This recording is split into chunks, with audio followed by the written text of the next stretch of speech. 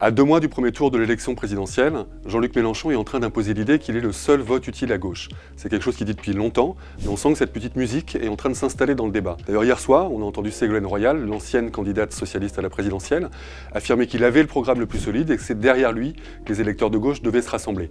Quand on voit les attaques dont elle est l'objet de la part du Parti communiste, de la part du Parti socialiste, on se dit qu'elle a visé juste. Si Jean-Luc Mélenchon peut affirmer qu'il est le seul vote utile à gauche, c'est d'abord parce qu'il a fait le trou avec ses concurrents à gauche.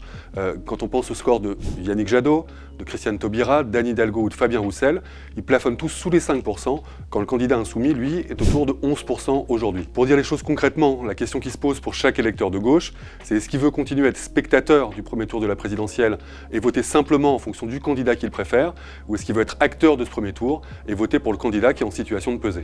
En l'état, Jean-Luc Mélenchon est un peu décroché du trio qui actuellement joue la place en finale face à Emmanuel Macron.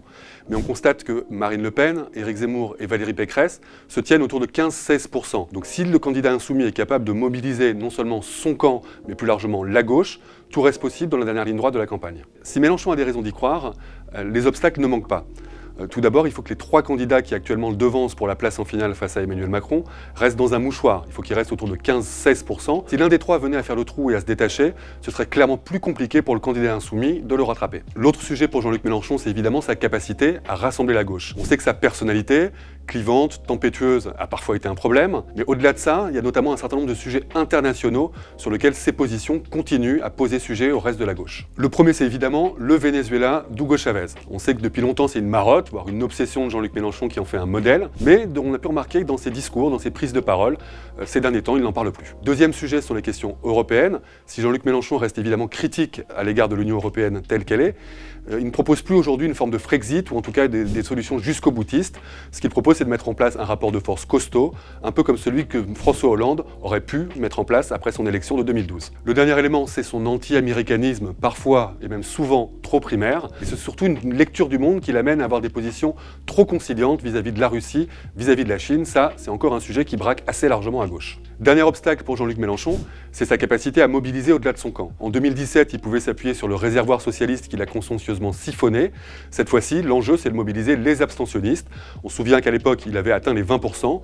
Aujourd'hui, le seuil de qualification pour le deuxième tour sera plutôt autour de 15-16%. Tout paraît jouable.